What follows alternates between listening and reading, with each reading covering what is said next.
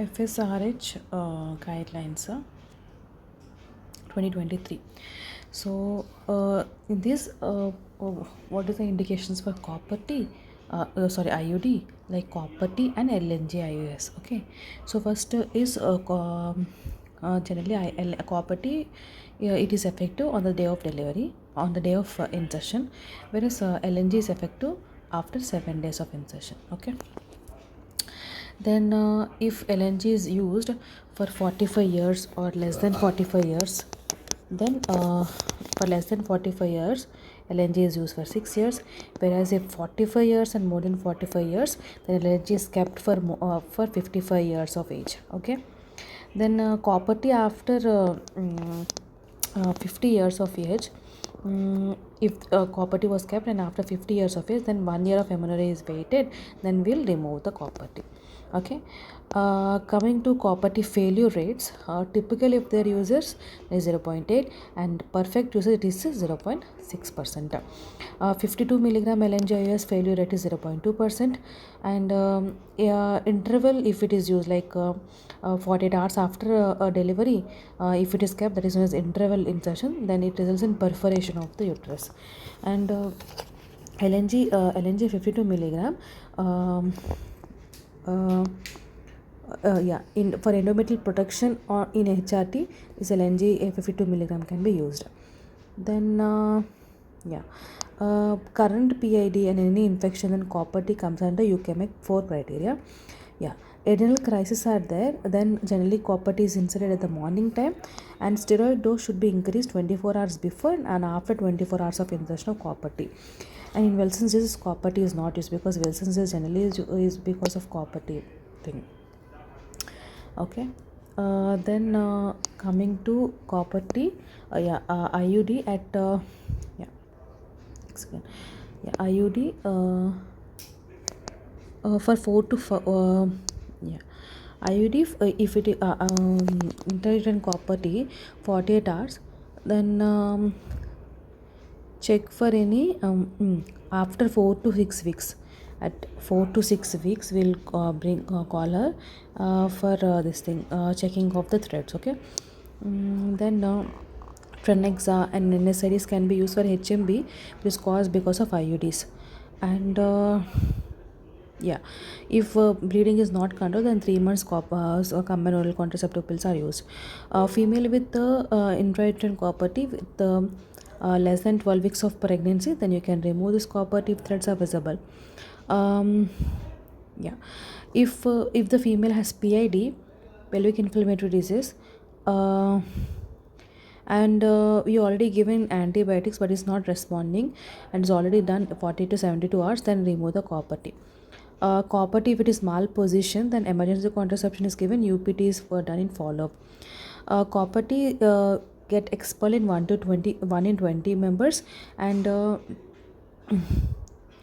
okay, and in one mainly in the 1 year, in the first year, this 3 months in the first year also, first initial 3 months are crucial for expulsion.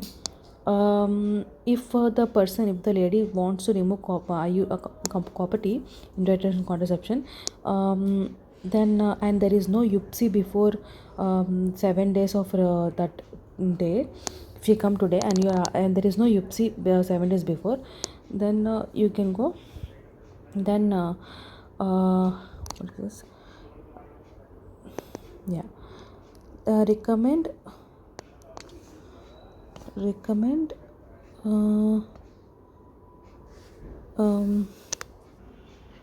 Recommended for copper T, generally the recommended days of thing is 6, whereas it is licensed for 5 years only. So, okay, age, young age, if it is more than 20 years, then copper T insertion is UKMEC 1. If the person having trichomonas candidiasis and GBS, intrauterine copper T is seen and can be given.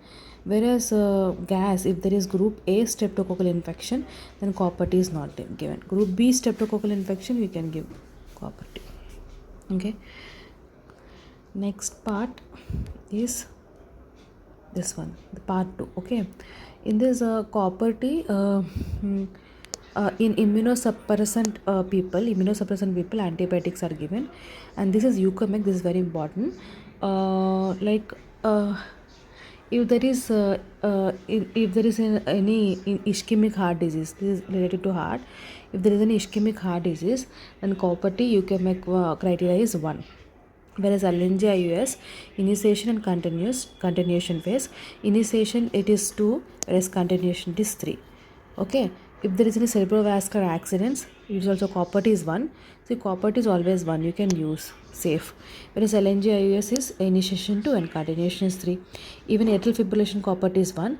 Whereas LNG-IUS is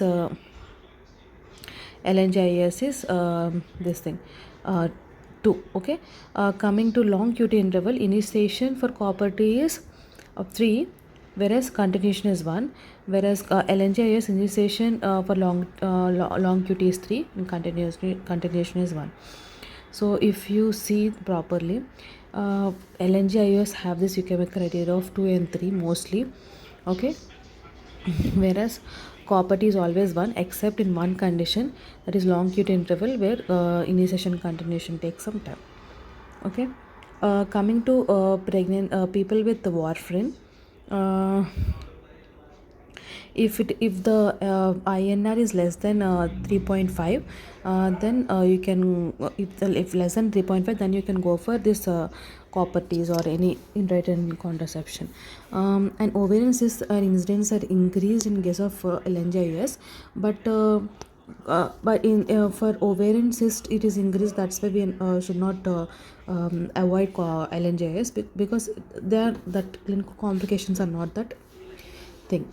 Okay. And WHO Belsey definition for this thing is for 90 days regular period. Okay. Amenorrhea, it means no bleeding.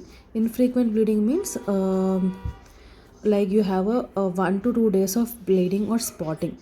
Infrequent is 1 to 2 days of bleeding or spotting. Frequent bleeding is more than 5 days for bleeding or spotting. This one is frequent. Infrequent, irregular bleeding. Yeah, irregular bleeding is 3 to 5 bleeding or spotting in less than 14 days. Okay.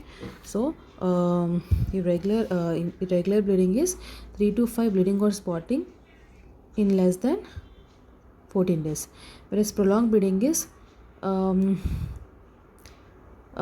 to 5 bleeding or spotting in more than 14 days. LNG-IUS, any time additional contraception for 7 days is given. In LNG-IUS, additional contraception of 7 days is always given. Day 1 to 5 additional contraception, there is no necessity of additional contraception. Okay. So this is very important. Amenorrhea is no. Infrequent bleeding is 1 to 2 bleeding or spotting. If frequent bleeding is more than 5 bleeding or spotting. Irregular bleeding is 3 to 5 bleeding or spotting in less than 14 days. Whereas prolonged bleeding is bleeding or spotting for more than 14 days. Okay. Prolonged bleeding is bleeding or spotting for more than 14 days. So in your chief complaint also you can write more than 14 days if she is bleeding, that is prolonged bleeding. Even less than 14 days only she is having 3 to 5 bleeding or spotting, that is irregular bleeding. And more than 5 bleeding or spotting is frequent bleeding, and 1 to 2 is infrequent bleeding. Okay. Coming to this thing, COC pills. While switching COC pills,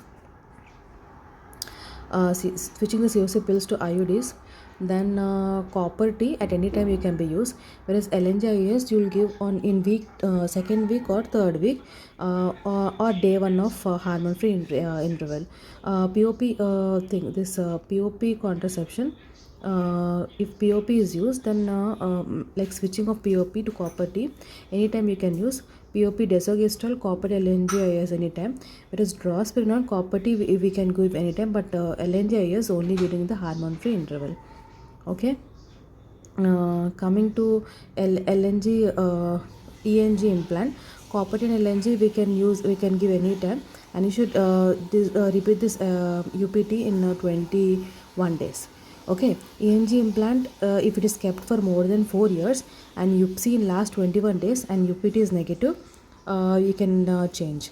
And last 5 days, if it is UPT UPC sexual intercourse is not done, copper-T can be inserted as a emergency contraception. But if UPSI has been done, then copper-T is not. Copper-T, if UPSI in 5 to 21 days, we won't give. Okay, within last 5 days, it acts as emergency contraception, so we'll give. But after 5 to 21 days, we won't give copper-T. Okay, if DIMPA is being used by the female and if she want to switch to copper-T, then copper-T can be given instead any time. It's about FSRH guidelines 2023 of intrauterine contraception devices. Thank you.